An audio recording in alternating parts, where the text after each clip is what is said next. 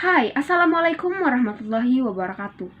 Nah, sebelumnya, perkenalkan nama saya Puput Armika. Saya berasal dari Universitas Negeri Makassar, Fakultas Pendidikan, jurusan Psikologi Pendidikan dan Bimbingan.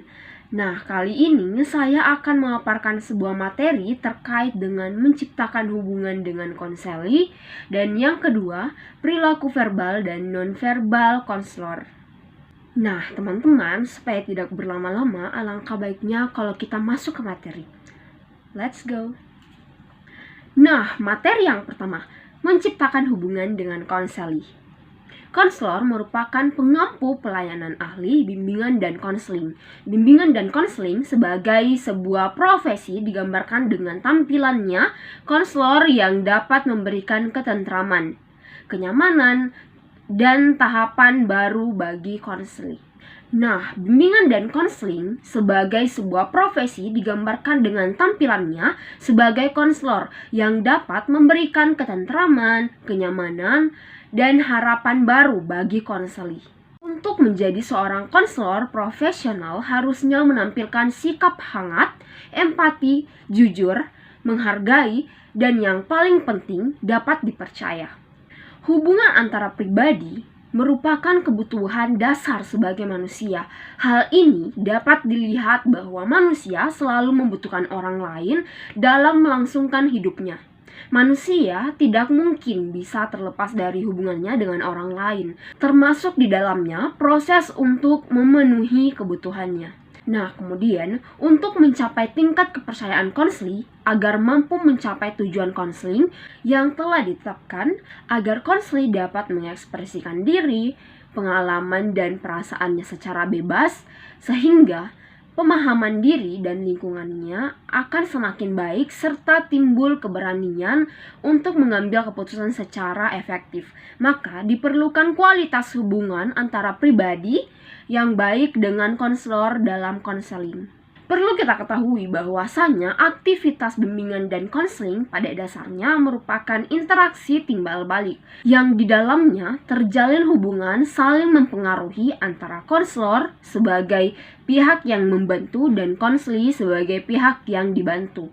Hanya saja, mengingat konselor diasumsikan sebagai pribadi yang akan membimbing konseli dalam mencapai tujuan tertentu, maka dalam relasi ini sangat dibutuhkan adanya kapasitas tertentu yang harus dimiliki oleh seorang konselor. Kapasitas tertentu inilah yang menentukan kualitas konselor. Konseling yang efektif adalah bergantung pada kualitas hubungan antara konseli dan konselor. Nah, kemudian ada pun langkah-langkah dalam menciptakan hubungan yang baik dengan konseli, yaitu yang pertama, menerima konseli secara ikhlas. Konselor harus menerima konseli secara ikhlas dan menerima apa ada tentang konseli tersebut. Konselor harus menunjukkan sikap yang ramah dan bersahabat. Jauhkan sikap cemberut, sinis, dan paling berkuasa. Nah, kemudian menumbuhkan kepercayaan konseli. Menumbuhkan kepercayaan konseli kepada konselor merupakan bagian penting dalam menciptakan hubungan yang baik dengan konseli. Dalam diri konseli harus tertanam pandangan bahwa konselor dapat membantu memecahkan masalah konseli. Konseli hendaknya berpandangan bahwa konselor akan berbuat untuk kebaikan konseli. Konseli juga harus percaya bahwasanya kerahasiaan konseli akan dijamin. Nah, kemudian tidak satu orang pun akan diberitahu seandainya ada hal-hal yang merupakan rahasia. Cara menumbuhkan kepercayaan konseli kepada konselor yaitu dengan cara mewujudkan keterbukaan diri. Dalam proses konseling, kadang-kadang konseli tidak terbuka. Dia menutup-nutupi keadaan yang sebenarnya. Bila hal tersebut terjadi, maka proses konseling menjadi sulit dan sering terjadi kesalahpahaman diagnosis. Dan pada gilirannya juga terjadi kesalahpahaman terapi atau pemberian treatment kepada siswa yang sedang bermasalah atau konseli yang sedang bermasalah. Cara untuk mewujudkan keterbukaan konseli antara lain dengan perkataan. Yang pertama, saya berharap kamu dapat mengemukakan keadaan yang sebenarnya agar persoalan ini dapat diselesaikan dengan baik. Atau yang kedua, saya mengharapkan kamu dapat mengatakan apa adanya agar pertemuan kita ini dapat bermanfaat.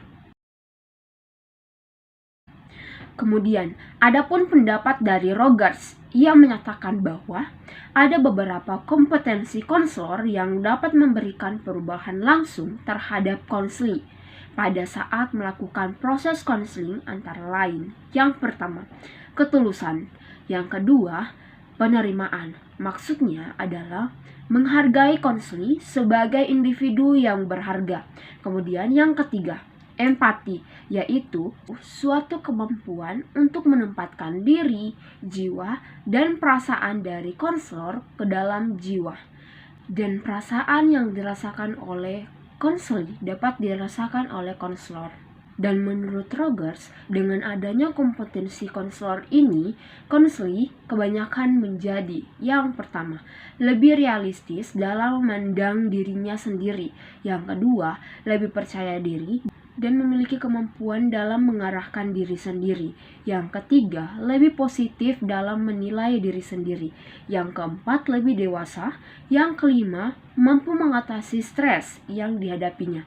Dan yang terakhir, lebih memiliki struktur kepribadian yang sehat. Sementara itu, Apkin merumuskan bahwa salah satu komponen struktur kompetensi yang harus profesionalitas secara berkelanjutan, yang di dalamnya meliputi yang pertama, beriman dan bertakwa kepada Tuhan Yang Maha Esa.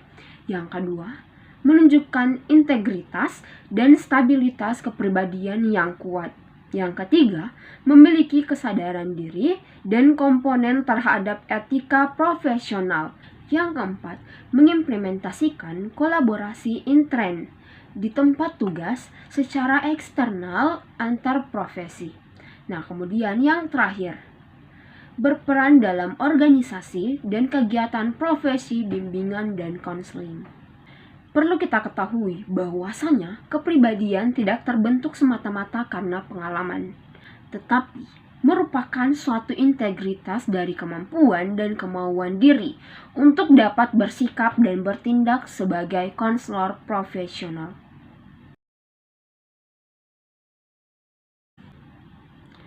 Nah, tadi kita telah menyaksikan pemaparan materi terkait dengan menciptakan hubungan dengan konseli. Kemudian, kita akan berpindah ke materi yang kedua terkait dengan perilaku verbal dan non-verbal konselor. Perlu kita ketahui bahwasanya perilaku verbal dan non-verbal konselor dalam situasi konseling bertujuan untuk meningkatkan kualitas hubungan dengan konseli yang pada gilirannya dapat meningkatkan efektivitas konseling. Nah, timbul pertanyaan bahwasanya dalam setting konseling, perilaku yang bagaimanakah yang harus ditampilkan oleh seorang konselor agar konseli merasa lebih tenang, lebih terbuka, lebih percaya, dan lebih tertarik mengatasi konseling sampai tuntas. Nah, karena timbulnya pertanyaan-pertanyaan seperti yang tadi saya sebutkan, jadi seorang konselor banyak yang memberikan jawaban seperti ini. Cek. Yang harus ditampilkan oleh seorang konselor adalah perilaku nonverbal konselor yang bersifat positif. Nah, kurang lebih seperti itu. Tetapi, perilaku nonverbal konselor yang bersifat positif yang dimaksud di sini yaitu senyum, anggun kepala, dan kontak mata yang konstan. Tetapi, kita juga harus mengetahui bahwasanya ada juga perilaku nonverbal yang bersifat negatif. Misalnya, muka masam, mengkerutkan dahi, menggelengkan kepala, dan kontak mata yang tidak stabil, serta mencibir.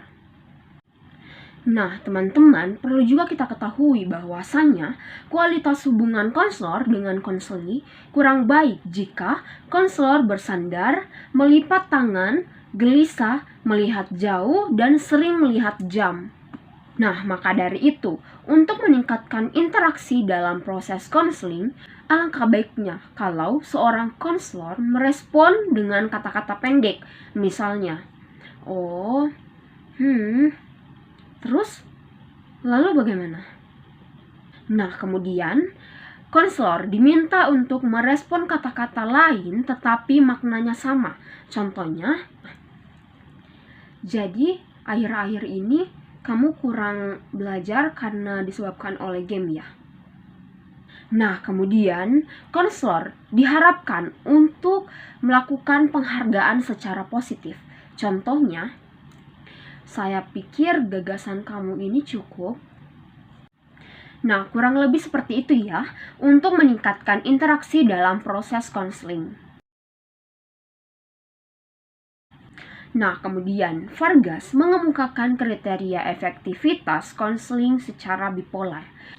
Yang pertama, tidak terjadi penerimaan, sama dengan terjadi penerimaan. Yang kedua, tidak mengalami feeling, tetapi mengalami feeling. Yang ketiga, tidak menunjukkan ketulusan, tetapi menunjukkan ketulusan. Yang keempat, suasana lesu, tetapi suasana hangat. Yang kelima, tidak menunjukkan pengertian, tetapi menunjukkan pengertian. Yang keenam, tidak dapat dipercaya, tetapi dapat dipercaya. Yang ketujuh, tidak menunjukkan empati, tetapi menunjukkan empati. Yang kedelapan, tidak menunjukkan penghargaan positif, tetapi menunjukkan penghargaan positif. Berkenaan dengan penelitian efektivitas konseling, Vargas menyampaikan bahwasanya keterampilan konselor menghasilkan proses konseling yang menyenangkan. Kemudian, keterampilan yang baik menghasilkan tercapaiannya hasil-hasil dalam konseling. Dan keterampilan konselor yang baik menghasilkan empati, ketulusan, dan terjadinya penghargaan positif pada konseling. Wilkes menyatakan bahwasannya konseling mempunyai harapan-harapan akan hasil konseling dalam mempermudah proses terapeutik. Meskipun demikian, yang paling diingat menurut Vargas adalah positif atau negatifnya kegiatan terapi juga ditentukan oleh keterampilan nonverbal konselor, bukan semata-mata untuk meningkatkan perspektif konseling terhadap konselor. Nah, kemudian Barak menggolongkan 3 tingkah laku nonverbal konselor, yaitu yang pertama, tingkah laku responsif atau tidak responsif, yang kedua, jenis atau tingkatan bahasa, dan yang terakhir, jenis pakaian. Jadi, perlu kita ketahui bahwasannya ada pengaruh yang signifikan antara tingkah laku nonverbal responsif, jenis tingkat bahasa, dan pakaian konselor terhadap perspektif konseling tentang keahlian dan daya tarik konselor. Konselor dinilai sebagai ahli bila menampilkan tingkah laku nonverbal yang responsif, menggunakan bahasa profesional, dan memakai pakaian yang resmi. Mungkin hanya itu pemaparan yang dapat saya sampaikan terkait dengan materi tersebut. Apabila ada kesalahan, mohon dimaafkan karena kesempurnaan hanya milik Allah semata. Terima kasih. Wabillahi taufiq wal hidayah. Wassalamualaikum warahmatullahi wabarakatuh. Bye-bye.